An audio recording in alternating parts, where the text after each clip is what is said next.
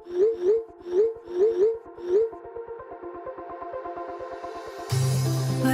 we go,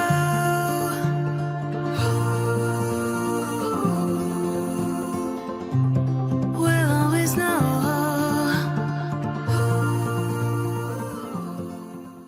hi guys, welcome to the love and light 369 tarot. कैसे हो आप सभी?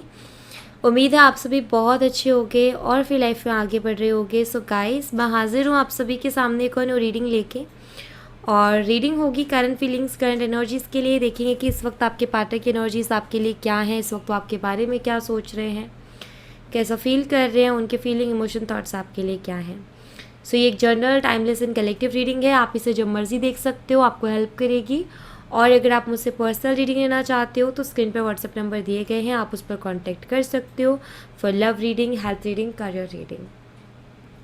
So let's see. सबसे पहले तो मैं देखूंगी आपके पार्टनर की एनर्जीज,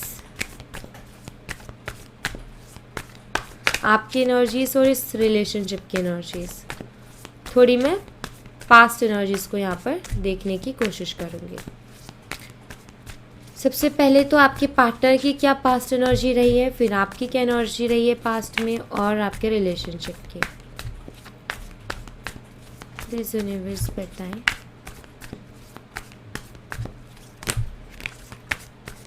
सो आपके पार्टनर की past energy, hierophant,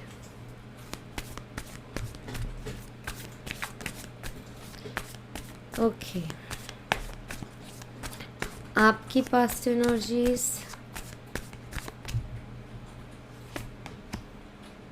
nine of pentacles, relationship की पास्ट एनर्जी,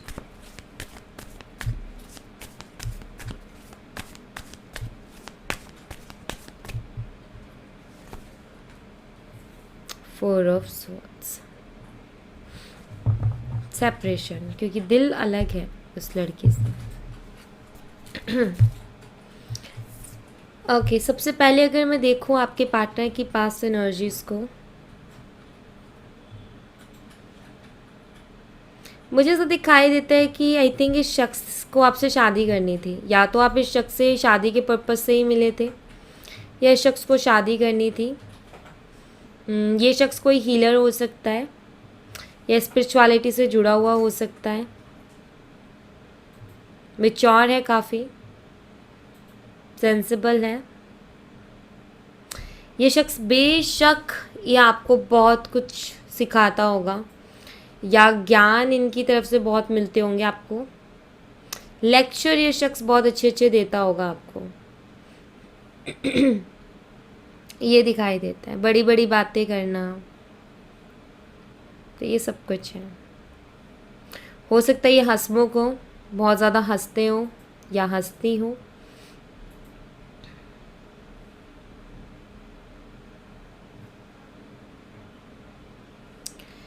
बट काफ़ी मैच्योर एनर्जी दिखाई देती है मुझे आपके पार्टनर की, बहुत समझदार है।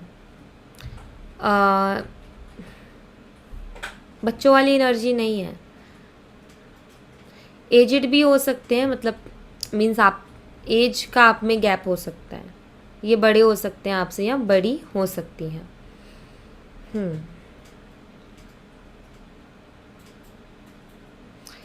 आई फील कि यहाँ पर ये शख्स आपको शादी के लिए बहुत बोल रहा होगा पास्ट में। शादी करनी है, शादी करनी है, आप ही से करनी है, ऐसी कुछ एनर्जी। इस रिश्ते को लेकर के भी शादी के ही थॉट्स थे आपके पार्टनर के। आपकी अगर एनर्जी देखो तो आप काफ़ी खुश नज़र आ रहे हो मुझे, इंडिपेंडेंट एंड खुश।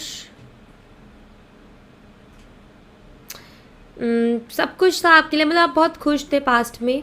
आपको ऐसा लग रहा था कि सब कुछ है मेरे पास, मेरी लाइफ में किसी चीज़ की कमी नहीं है, सब है। करियर भी अच्छा चल रहा था, फाइनेंशियली भी सब ठीक था, सारी चीज़ें बैलेंस थी आपकी। रिलेशनशिप भी अच्छा चल रहा था, सब कुछ बढ़िया था। यहाँ पर आपकी पास्ट एनर्जीज बताती हैं कि आप बहुत खुश थे और आपको ऐसा लगता था कि अब सब कुछ मिल जाएगा मुझे मेरी लाइफ में, किसी चीज़ की कमी नहीं है, सब कुछ है मेरे पास। ऐसा आप फील करते थे। एंड वाकई सब कुछ था भी।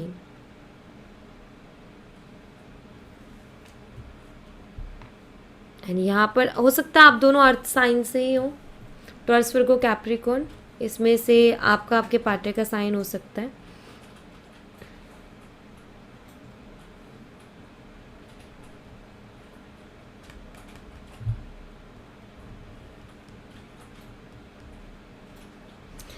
अगर मैं इस रिश्ते की बात करूँ तो ये रिश्ता पास्ट में कुछ इस तरीके का था कि अगर आप दोनों की 4 दिन भी बात नहीं होती थी और 5वें दिन आप बात करते थे ना, तो उसी एनर्जी के साथ बात करते थे जिस एनर्जी के साथ बात करनी बंद की थी।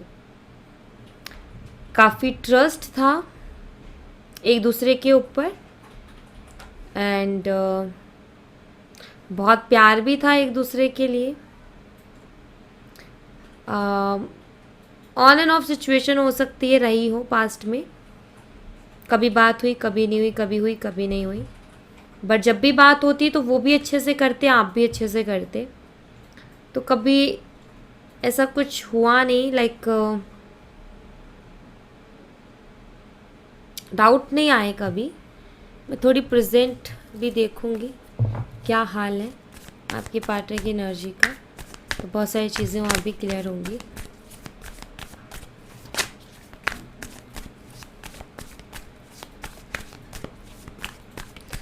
प्रेजेंट एनर्जी क्या है आपके पार्टनर की? 8 ऑफ सोर्ड्स। आपकी प्रेजेंट एनर्जी क्या है? 3 ऑफ सोर्ड्स। एंड रिलेशनशिप की प्रेजेंट एनर्जी क्या है?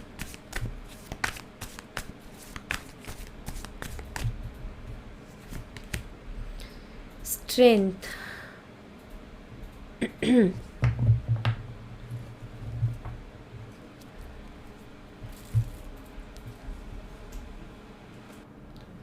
सो करंटली यहाँ पर 8 ऑफ स्वॉर्ड्स की एनर्जी है।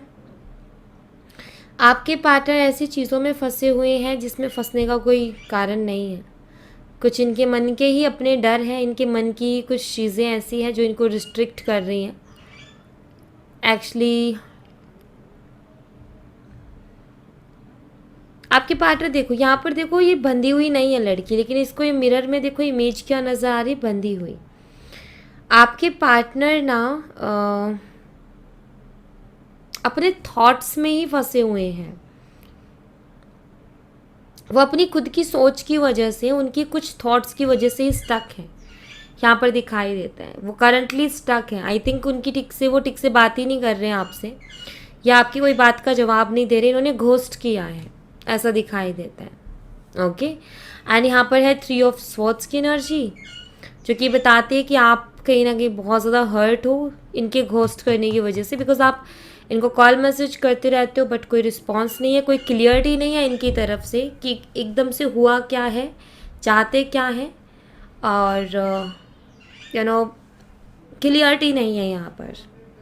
तो आप भी कहीं ना कहीं यहाँ पर हर्ट हो बहुत ज़्यादा, या मैं कहूँ कि हर्ट कर रहे हैं ये आपको, कि ये कोई अच्छे से रिस्पॉन्स नहीं दे रहे, कोई क्लियरिटी नहीं दे रहे हैं।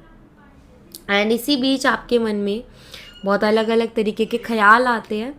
नेगेटिव, ऑफ कोर्स नेगेटिव ख्याल आएंगे कि सब कुछ बहुत अच्छा चल रहा था, वो इंसान शादी के लिए तैयार था, वो इंसान खुश था, हम दोनों खुश थे, एकदम से इतनी ज़्यादा प्रॉब्लम्स हो गई, एकदम से ही आ गई इतनी सारी प्रॉब्लम्स। एंड यहाँ पर स्ट्रेंथ कार्ड है, जो कि मुझे बताता है कि कुछ ऐसा डेफिनेटली है जिसकी वजह से इस कनेक्शन में, मतलब ये कनेक्शन ना वीक नज़र आ रहा है। यहाँ पर बेशक स्ट्रेंथ का कार्ड है, लेकिन मैं वीक बोल रही हूँ बिकॉज एनर्जीज कुछ ऐसी हैं। आपसे भी अगर कोई पूछे तो आप भी यही कहोगे कि दी, पहले हमारा कनेक्शन बहुत स्ट्रॉन्ग था लेकिन अभी उतना स्ट्रॉन्ग नहीं है। पहले हम दोनों के बीच में रिश्ता बहुत अच्छा था लेकिन अभी वैसा नहीं है। तो कहीं ना कहीं रिश्ते में वो वीकनेस आई है, कहीं ना कहीं वो कम्युनिकेशन कम हो गया, वो एक कनेक्शन जो है वो दूरियां आई बीच में। तो ऑफकोर्स ये जो चीज़ें ना lack of communication, lack of trust, ये जो चीज़ें ना, ये सारी चीज़ें क्या करती हैं, कमज़ोर बनाती है रिलेशनशिप को, क्योंकि इन सब चीज़ों से मिलके ही रिलेशनशिप स्ट्रांग बनता है। और जब यही चीज़ें उसमें से जब हटती है ना, तो ये कमज़ोर हो जाता है।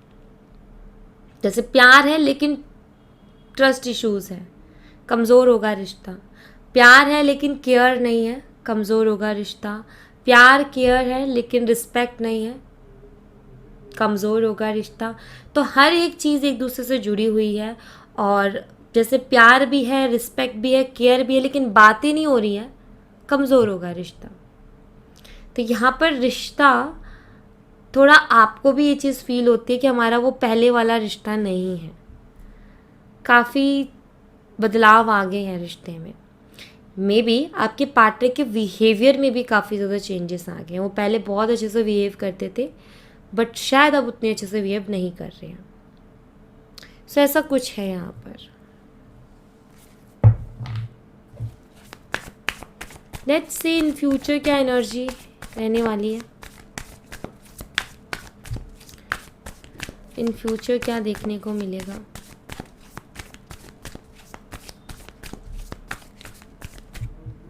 आपके पार्टनर की एनर्जी, आपकी एनर्जी, इस रिश्ते की एनर्जी, ये लौट करके आ जाएंगे गाइस वापस से। ठीक है, रिकन्सिलिएशन है आपका इन फ्यूचर। यहाँ पर आपके सामने ही मैंने कार्ड्स निकाले हैं। कोई दिक्कत नहीं है वैसे आपके कनेक्शन में, अगर मैं देखूँ तो। अब यहाँ पर टेम्परेंस की एनर्जी है। आपके पार्टनर कहीं ना कहीं थोड़ा डिस्कनेक्ट हो गए हैं, थोड़ा सा अपने थॉट्स में उलझ के, लेकिन उनको क्लियरिटी मिल जाएगी, वो आ जाएंगे अपने उसमें। आप दोनों का रिकन्सिलिएशन होगा, वो खुद कम बैक करेंगे। कुछ लोगों के लिए मुझे दिखाई देता है कि 10 दिन के अंदर वो कम बैक करेंगे। कुछ लोगों के लिए मुझे दिखाई देता है कि मे बी जनवरी में कम बैक करें, बट कम बैक करेंगे ये। ठीक है, कुछ के लिए जनवरी, कुछ के लिए आगे आने वाले 10 दिन।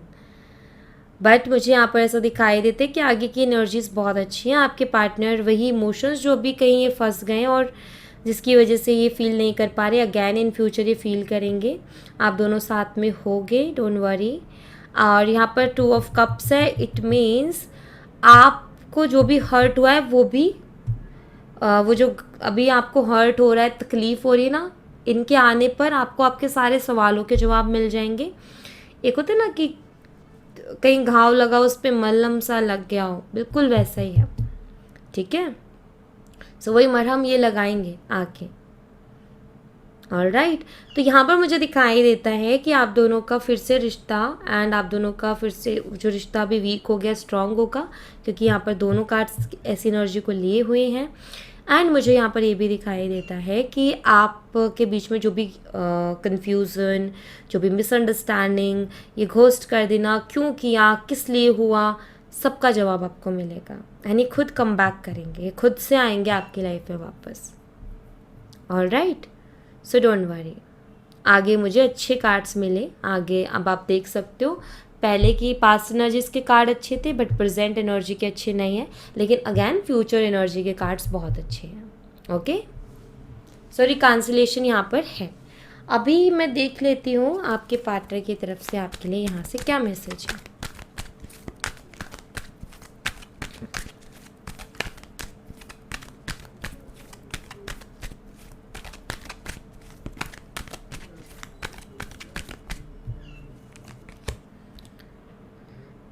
I still have your pictures on my phone. Okay, आपकी फ़ोटोज़ इनके फ़ोन में, जिनको ये देखते रहते हैं।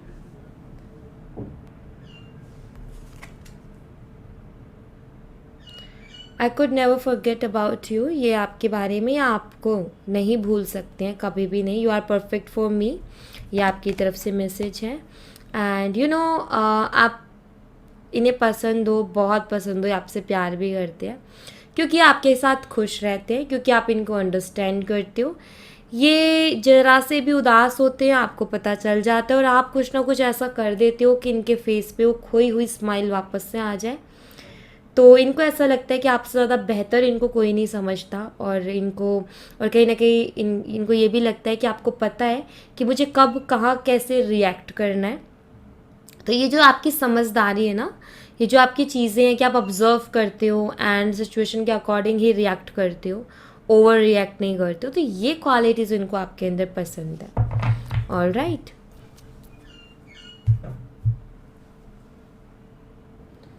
लेट्स सी आपके लिए क्या मैसेज है यहाँ से।